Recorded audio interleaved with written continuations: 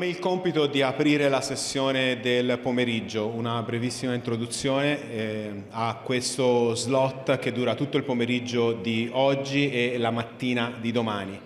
Io sono Mirko Lalli, sono il fondatore e l'amministratore delegato di The Data Appeal Company. Siamo una società che si occupa di dati e soluzioni per le destinazioni e per il mondo dell'ospitalità. Siamo la prima società europea che fa questo grazie all'intelligenza artificiale e abbiamo, in accordo con BTO, deciso di organizzare questo slot per parlare dell'intersezione tra i 3 mega trend del mondo del turismo. Parliamo di innovazione, parliamo di sostenibilità, parliamo soprattutto di dati e intelligenza artificiale, anche con degli use case. Tra un attimo switcherò all'inglese, quindi chi di voi avesse problemi, sapete, potete scansionare il QR code e ascoltare la traduzione simultanea della sala. Questo slot, sia oggi che domani, avrà circa l'80% dei relatori saranno internazionali, quindi ecco, ci teniamo anche a questo e vogliamo anche parlare appunto di come questo che sta accadendo impatta non soltanto in Italia, ma su un panorama internazionale. So I would like to invite on stage with me Silvia Moggia.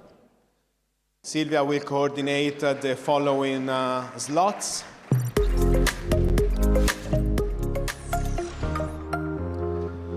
Before to leave the word to Silvia, I would like to make just 10 seconds. There are a recent survey made by SiteMinder, if I remember well, that says that 78% of the travelers are open to consider AI our travel companion. So to ask AI to organize a trip, 78%. I think that explains a lot. So how destination will react to that? There are a lot of use cases all around Europe, all around the world. And how the Italian ecosystem made by micro companies and very small hotels and disaggregated destination will react to that. What's the reaction? I would like to start, talking with some best cases around Europe, and if there are any questions at the end of each panel, feel free to ask. Silvia, hello. The stage is yours. Good afternoon, everybody. Destination management, essential, crucial, every day a bit more. We have been listening and reading about the bad issues, the criticalities that tourism and traveling brings to destinations and to people. I'm convinced that tourism is a positive thing. The traveling is a very positive thing for visitors and for the host community. The problem is when growth and tourism has an effect on people and we don't manage it. This is the only issue we have. I asked 2 very special destination managers to join us today. They represent 2 very different destinations. They use data, they use AI to manage, to improve, to handle the relationship in between the host community and their visitors, to improve it even more. A relationship that makes everything happen. It's a cultural, economic, and social exchange that is essential to our life and our growth as people. And so I'm glad to have today Malcolm Bell from Cornwall and Daniel Santana from Sevilla. Thanks for joining us. They will both present with quite quick keynote speeches what they are doing with AI and data to manage and develop their destination, and then we can have a chat about it.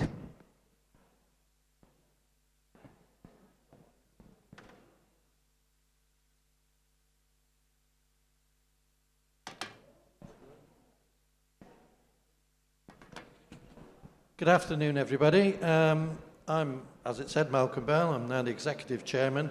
I've been involved in tourism management for 25 years, but my first degree was in nuclear physics. and science and facts and data. So it's been a very strange journey, and then I went into economics and then tourism. So as you can see, I'm not a young man, but the frustration's always been sometimes about data-driven decision-making or data-driven added to intelligence. I was discussing beforehand, as a destination, it's all too often driven by being slightly political, a political leader deciding on what the destination should do, or some in the industry deciding with no data. Anyway, I just want to go through a few things during my slot, which I'll give you some facts on Cornwall, because I'd be stupid to be a destination without giving a quick plug to Cornwall. Then I want to talk about the data side, where it actually kicks in at the moment on the visitor and the business, and how actually it's exciting. I'm really annoyed, I'll say this now, I'm really angry that at my age I can see exactly what's going to happen over the next 2 or 3 years with data and AI. And I will be around, but I wish I was 10 years younger, because it's very exciting times. So first thing about Cornwall, it's at the far end of the country, far southwest. We tend to think it's the start of Great Britain, but most people think it's the end. 500,000 population, 4.5 million visitors, staying visitors, but it involves, with day visits, around 40 million days when day visitors and staying visitors are out. It's worth about 1.8 billion euros, and it's very valuable. And as I said, lots of people. Average length of stay is still 6 days, which is very, very long for the UK. And it is a major plank of the economy, particularly with it, 12%, 20% of employment, and 1 in 3 households partly or fully depends on it.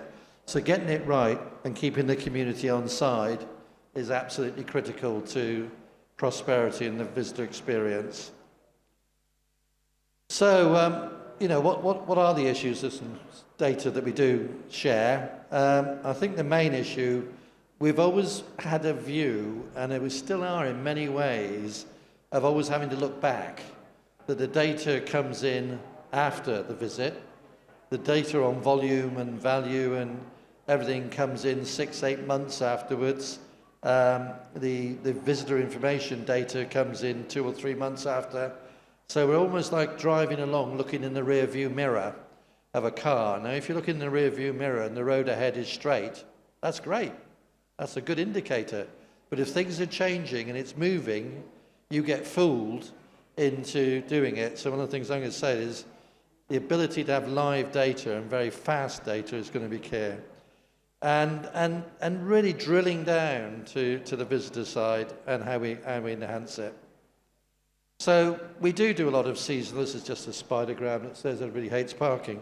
But we do a lot of seasonal visitors. We do try to drill that down. What you end up with is a lot of data that is all individual, and you've got to read every single report, and you've got to sort of work out what that means. One of the most important ones is the lapsed or non-visitor. Why have people stopped coming? It's fine. I mean, we get 40 to 45% of our customers come every year. Another 40% come every 2 to 5 years. But actually, why aren't the other ones coming? And also, exactly where is it distributed? So we've got a lot of data on town data, district data, duchy-wide, we are a duchy, under now Prince William. And where the spend is in big buckets, i.e. X amount spent on food and drink. We're not drilling down to, is that nationally chain food and drink, or is it local independent restaurants? And we do get good customer satisfaction and promoter score, but we would do. 85% of our customers are loyal customers who come every year, every 2 to 5 years. So it gives you some indication, but we do really need to drill down a lot more. We have a lot of information, as I said, that one's just showing where people come from, the picture. So the source markets, but again, breaking that down by which month they come, what sector they're in demographics. We use a system called Arkenford to segment people on what they do on holiday. Are they cosmopolitans who want to go to all the trendy places? Are they traditional market? Are they discoverers, culture vultures, etc.? And obviously there's a lot of data that comes out of Google, although I must admit changing the Google Analytics was a bit of a pain in the rear end. And as I said, it gives you trends, and all this stuff is very good at knowing where we've been, and it does give indications of where you're going, but it's not live. So the other thing is around visitor experience. You know, we need to drill down a lot more on our day visitors, because as a peninsula, most of them do come from within the same region, if not the same county or duchy. And also, we've got to actually adjust to this thing that, and we have had business closures, about the whole thing about sight doing, not sightseeing. I know I'm in Florence and Firenze, and there's a lot of sightseeing. But actually, if you're a very, very holiday destination, then you actually got to get the thrill of something authentic, personal, and tactile. Now, that's a picture of me when I turned up to have a beer with my mate, and then turned around with his brother and ended up going hang gliding. And that was certainly personal, authentic, and very tactile as I held on like hell. And I enjoyed it, and it is memorable. And he's got a very good business that he can take with the wind in the right direction, anybody up with no experience. So as I said, data, data, data. And we are collecting it, but it's always love to have it more up to date.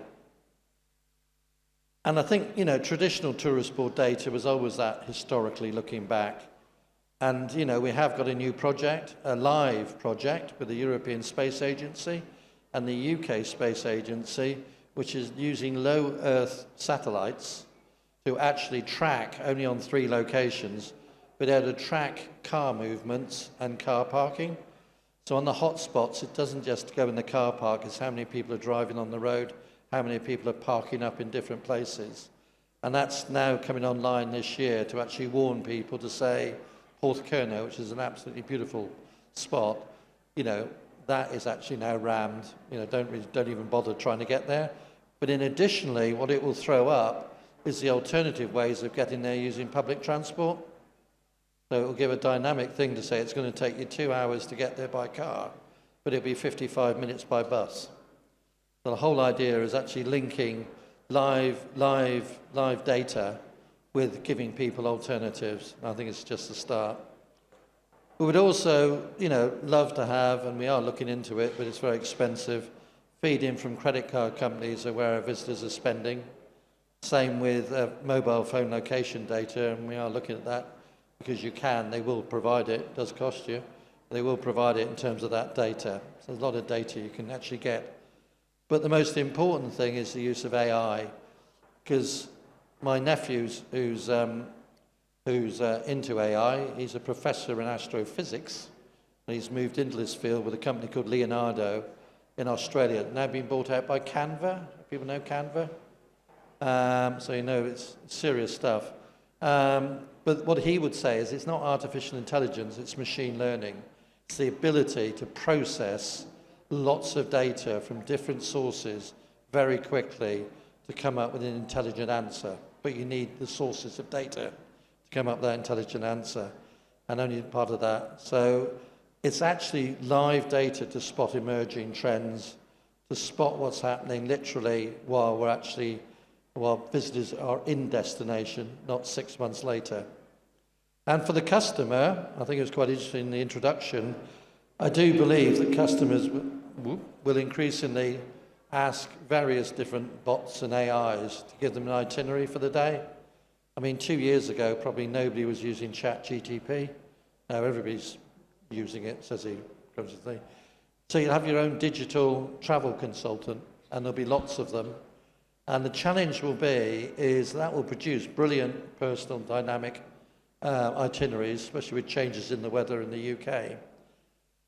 But I'll say this, is how do they know which one is the trusted one and which one is bought, i.e. that attractions or restaurants are paying to end up on itineraries, not necessarily dealing with it. So I still think that the role for a tourism organisation will change to be an honest and trusted source for the use of AI tools so that people have that value. And I think that's me finished. Probably gone on too long. Thank you so much.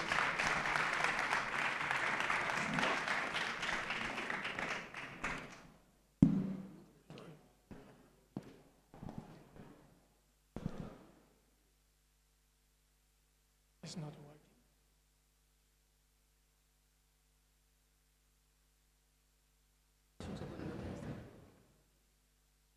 Hello, everyone. Sorry about that. My name is Santana.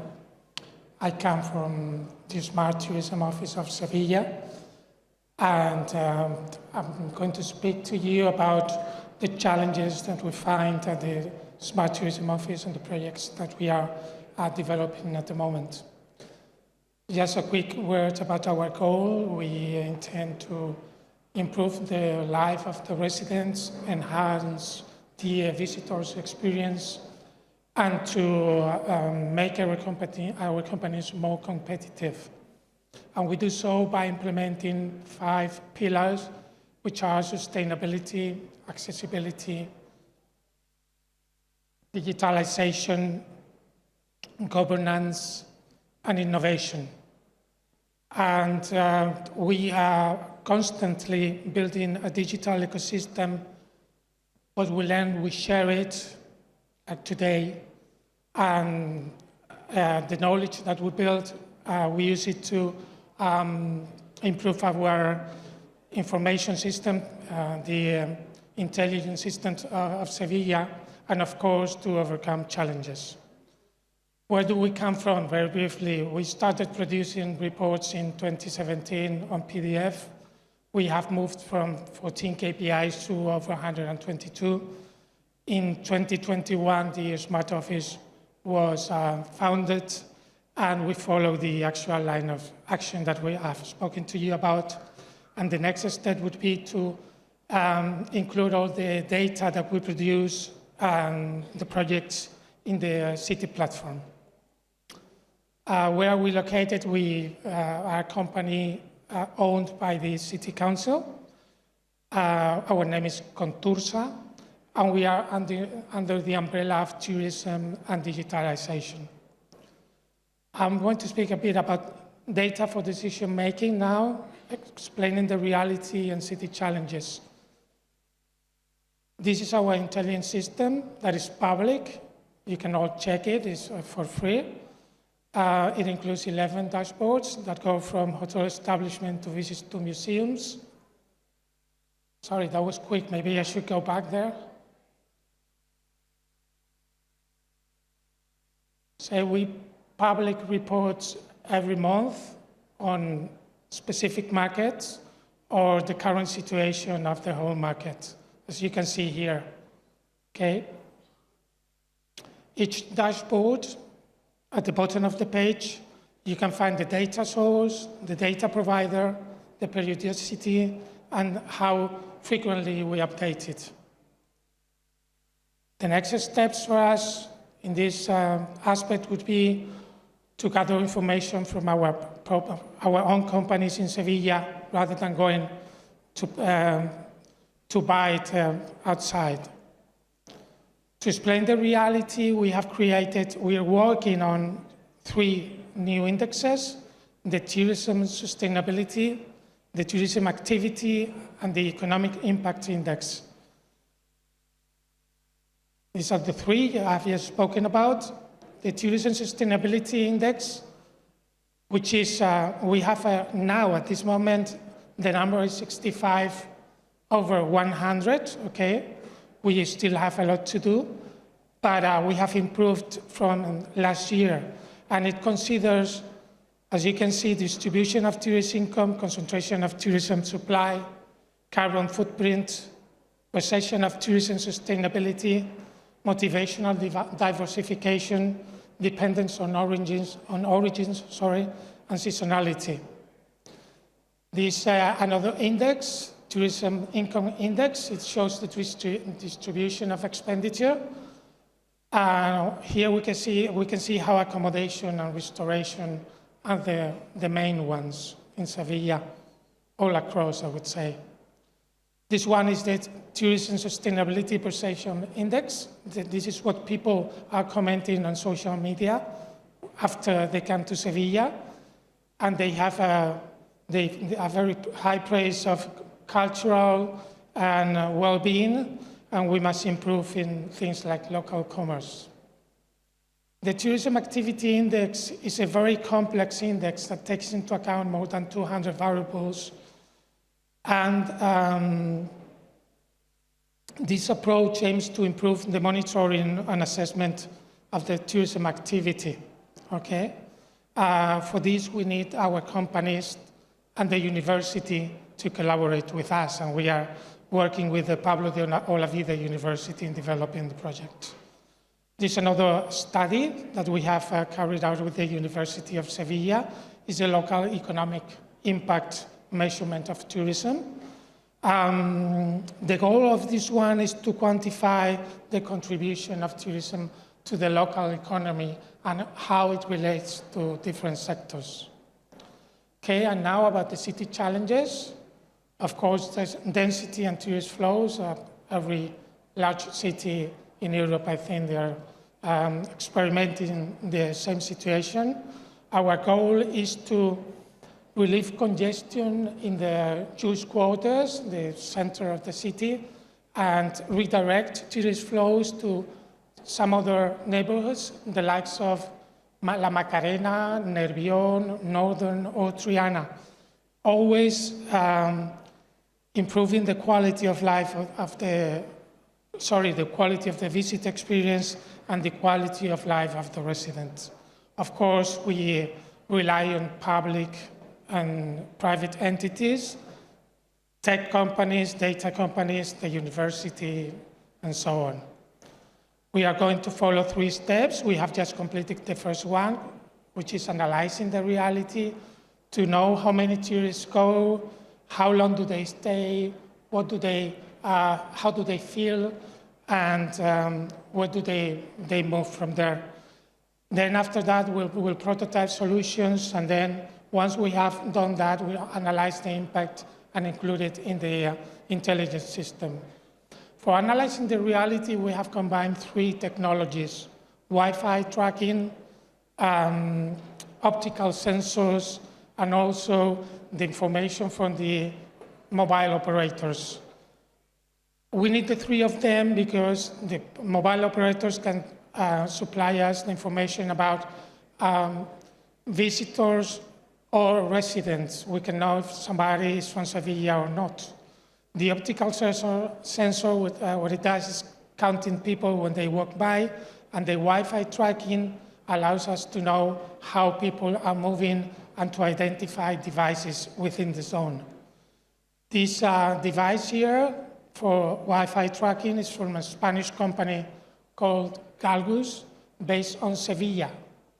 Your phones emit a signal when they're trying to connect to a network that are called probe requests. And from there, this device can identify every single device that is in the zone. As you can see here in this graphic, we are counting the total number of people walking and the average stay per hour. And then you can see how people are flowing in the zone from one point to the other. I forgot to tell you that we have 5 pairs of sensors installed, but that is enough to collect a lot of data. These optical sensors, of course, they don't capture video, only identifies the figure of a person, and they can learn patterns. Here you can see how we are implementing the project.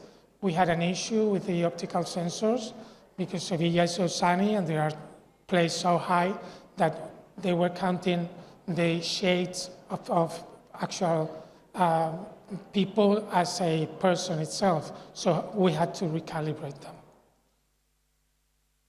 I'm telling you about our intention of boosting other zones of the city, and this is the recent study we've done for Nervión with the help of Data Appeal. Thank you so much.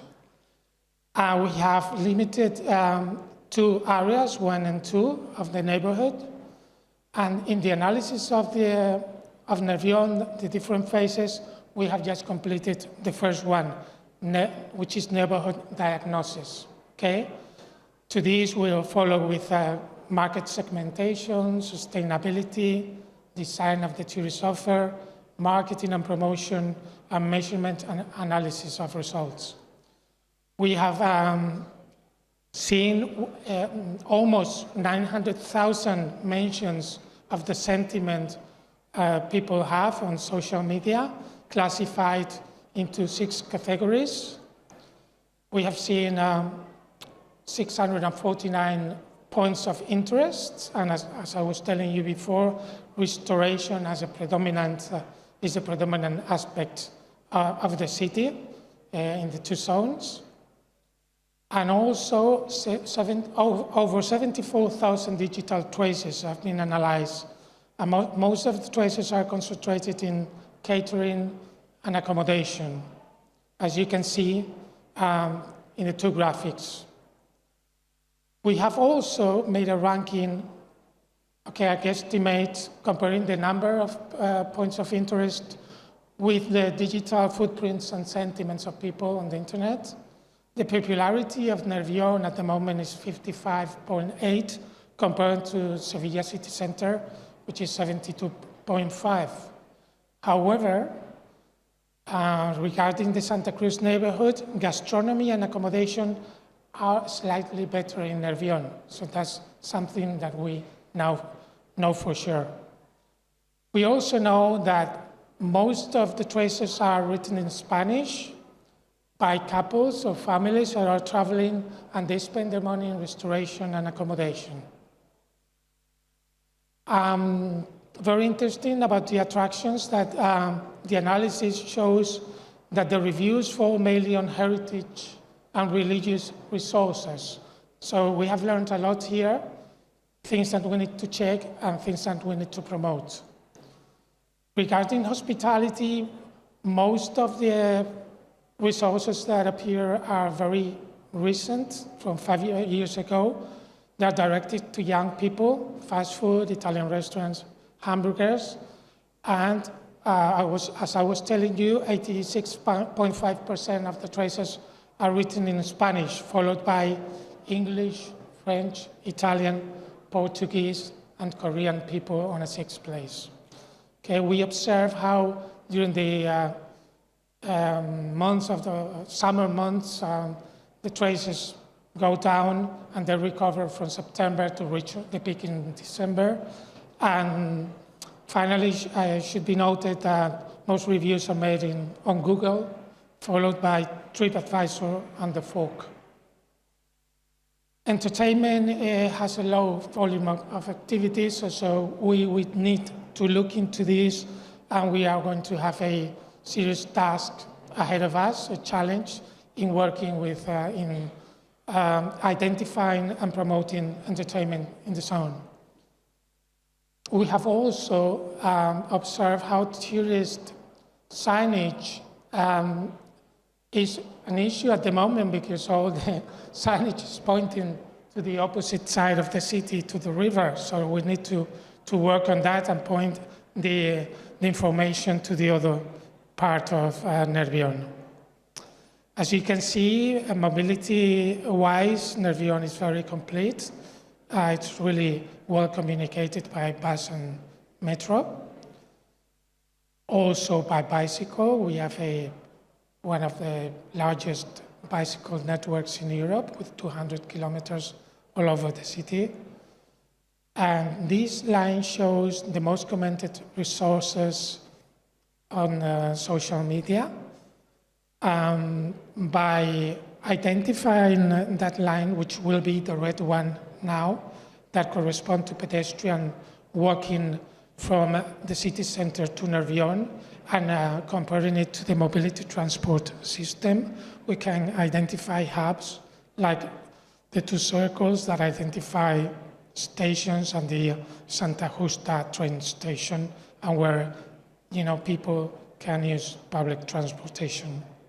There we see here how Nervión is ideal for city events because it's connected to the peripheral neighborhoods. And the next step, that'll be the last part of the presentation.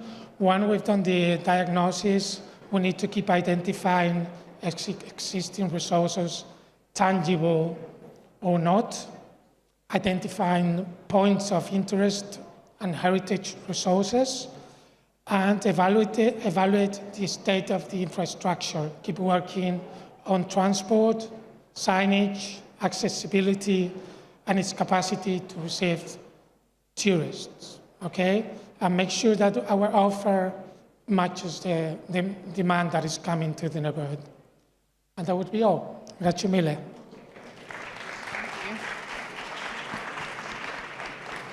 Gracias. I wanted to ask you both, because we see the impressive amount of data and graph you're collecting and analyzing. What was the biggest issue you had when it came to implementing, or you're still facing, when it came to implementing and properly leveraging those data?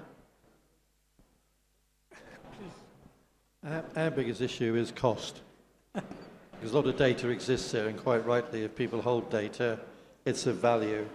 And that means making partnerships up with people in the regional authority and others who need that data, because the spend data on credit cards is not cheap, but everybody needs it. So it's getting those alliances together so that it becomes affordable for each organisation, not just falling on the tourism body.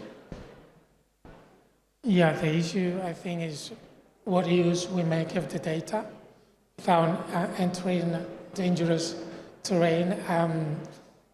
We must implement the tendency of making decisions based on data rather than on what we would like.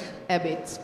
Yes, and that's what we are starting. We don't mind if it's even, talking with our colleagues at the tourism office. We don't mind if it's the next generation that uses this information that we are gathering and providing. We don't mind if it's the next generation, but at least we are putting everything on the table to help our politicians make the decisions correctly.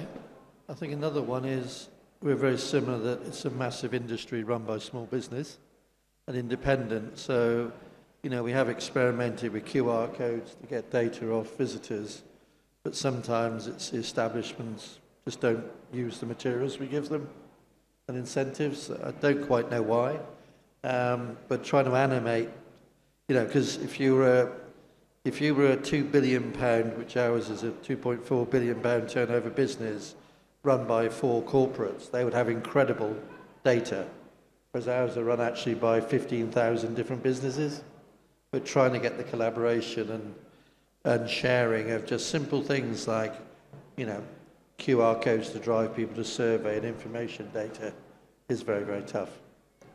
Yeah, we have this commitment to take our companies on board, give them training, and maybe convince them that sharing is a good thing. Our claim at the Smart Office is sharing is smart, so make them understand that sharing will make us stronger and more competitive. So that would be very important that they rely on us and they count on us to take them further, as companies. And another question, more as a visitor. I was discussing with Malcolm earlier on. I'm totally and fully in love with his region. I actually dream of retiring and moving to Polperro someday. But the one thing, I know the region well, but it is something that's surprising to me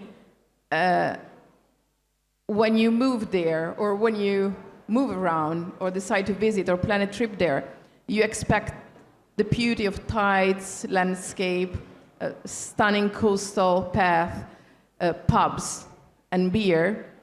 And then once you're there, quite quickly, you discover the food, which is amazing and really surprising.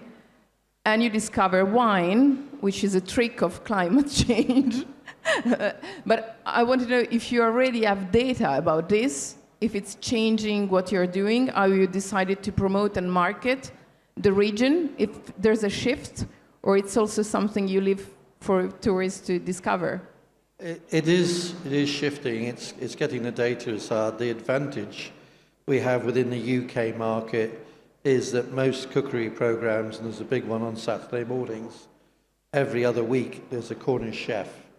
And it's the Cornish produce, because they all say it's the produce from our region that makes the gastronomy work. So the fish, as you say, increasingly now wine, international award-winning sparkling wines, gone from one vineyard to, I think, 12 now. Cheeses, meats, there's a whole range of good produce, which is then excites the chefs to present that. If you're in London, you'll often see that I'm never quite sure how true it might be, the number of pubs that have Cornish crab sandwiches on the menu. I'm just not quite sure how many crabs we actually send to London, but that's another story.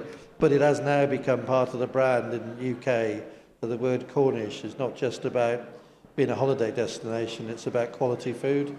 And that's now moved into quality clothing, sea salt range, Finisterre. These are all examples, but it's where the brand from leisure can cross over into food and drink and even clothing. So it is shifting, and do data already tells this? They do. There's a famous chef that probably you don't know, Rick Stein, and he's taken over Padstow. It's now called Padstein, and they churn over quite a lot. But they also do a lot of retail, and you see people going back to London with not just his food, but lots of other merchandise. So it is. And it then drives the out of season, because obviously the restaurants in particular do need to see it. And Rick was very, very sensible that when he set up in Padstow, he has actually nurtured other chefs and other restaurants to open to the same standard. So he now centres in an area where 4 of his previous apprentices and chefs have got their own restaurants. And now we're seeing that duplicated in a place called, not Portreath, Porthleven, Charlestown. So these are becoming foodie destinations, which really helps the out-of-season side. And in a different way, Daniel, you have all this amazing amount of data, which I love. It's really impressive. But you decided to focus on developing and promoting and marketing a different place, let's say, a district that tourists don't really have been focusing on earlier on. It's something that you did for the local community, or it's something that you decided to spread people, or it's something that came from the tourists at first? Yeah, of course, we try to find a balance between visitors and residents, and we work to develop different parts of the city. And it's funny because Malcolm was talking about how gastronomy is growing, but we are really very consistent in gastronomy and accommodation. So we would like to bring some new points of interest, heritage especially. We are working on, for example, not many of you will know that Sevilla is related to over 100 operas, and we would like to promote other parts, other products like this. And we have another 10 minutes. If there are any questions from the public, we are, of course, available. It's just that you need to stand up, because with the light we can't see you at all, if there's anybody. Otherwise, we have here another Italian destination.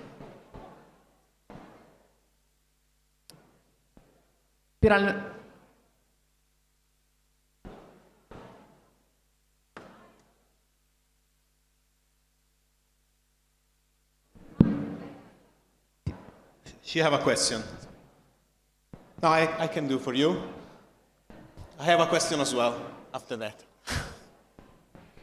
Just wanted to know, once you have all the data in place, how will you use this data to manage marketing? And if so, how? For example, hiring specific I don't know, bloggers, influencers, TikTokers, or creating your own specific tools, developing your website, whatever? I think it's a very good question. Like I said earlier on, I mean, when public funds come along, you do tend to have interference of what people think you should be marketing. My first point, the data. I think also sometimes, without being too rude, sometimes marketing people can be driven by what other people are doing. And as I said, coming from a background of science, it should be the data that drives the discussions and the decision.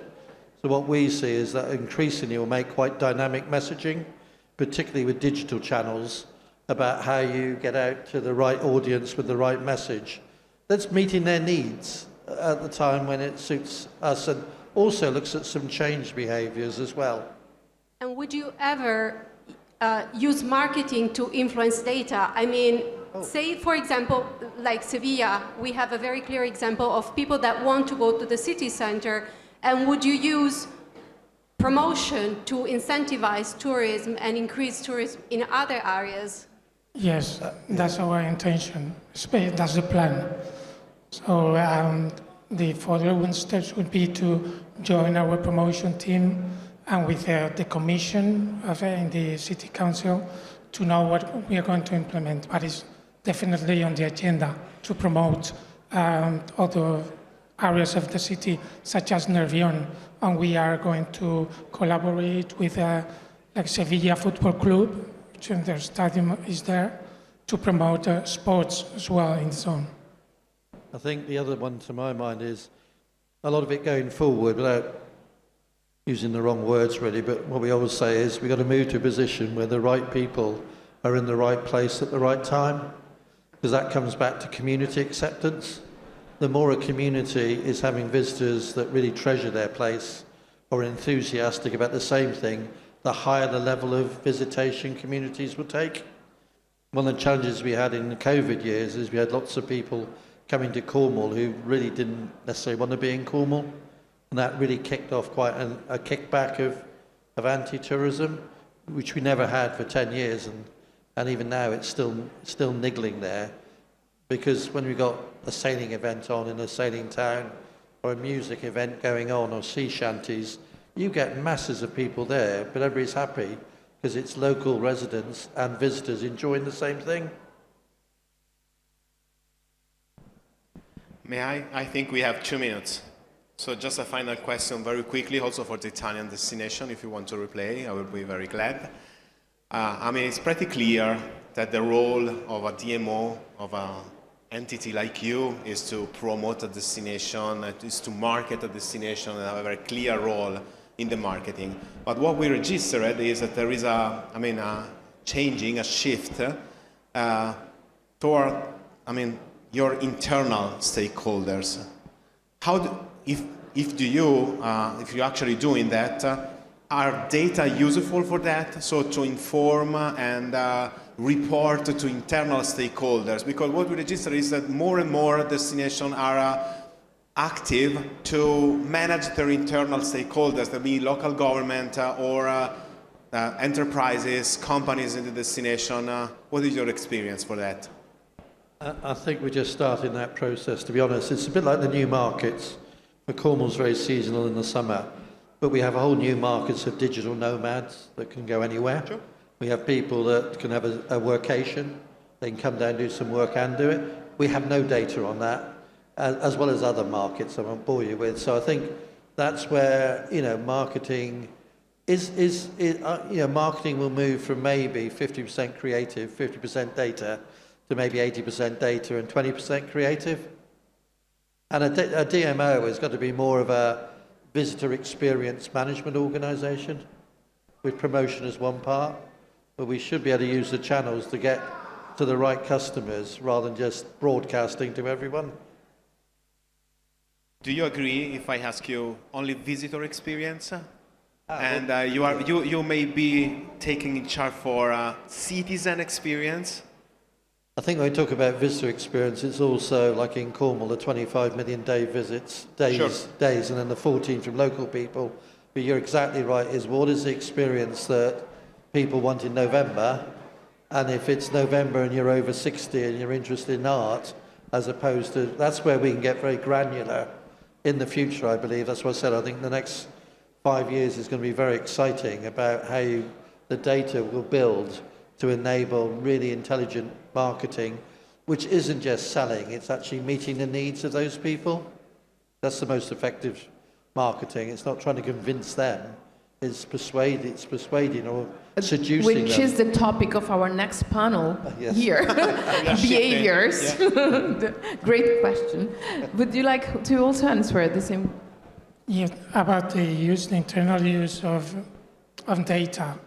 We are currently implementing the commission. We have founded the interdepartmental commission in the City Council of Sevilla. So now the idea is to share data with all the other departments, parks and gardens, digitalization, with people who manage the garbage, everything. From we have initiated that from tourism. It's very remarkable that we've done that, supported by our Ministry of Tourism. May I ask you as well? Just thank you. Just a few words to say thank you to my colleagues and to say that Visit Emilia is different, like tour destination, because we are 3 provinces that are together: Parma, Piacenza, Reggio Emilia, 3 big cities that make a big area of tourism. But we are similar goals and similar instrument that we are using for collect data and study the tourism promotion strategy.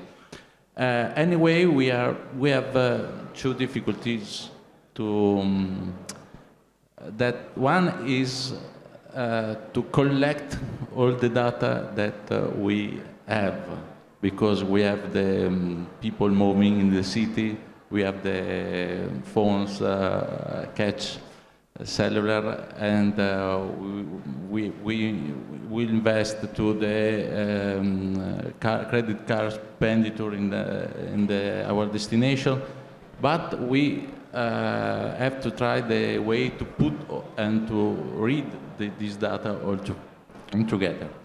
And another one is just for the Mirko question. The stakeholders, internal stakeholders, it's not so easy to let them know the importance of the investment in the data driven. So we have to try to do this kind of convincement to them that we are doing a good job for the tourism. Thank you. They don't see the goal, or they don't see the way of the project itself? Yes, they used to see money spent in other ways, So we have to spend time and money to have good data, to drive the data for the consumer of the future, the tourism of the future. So it's a path that we have to do with them. Thank you so much. Thank you so much, everybody. If there are no more questions, thank you. Thank you. Thank you.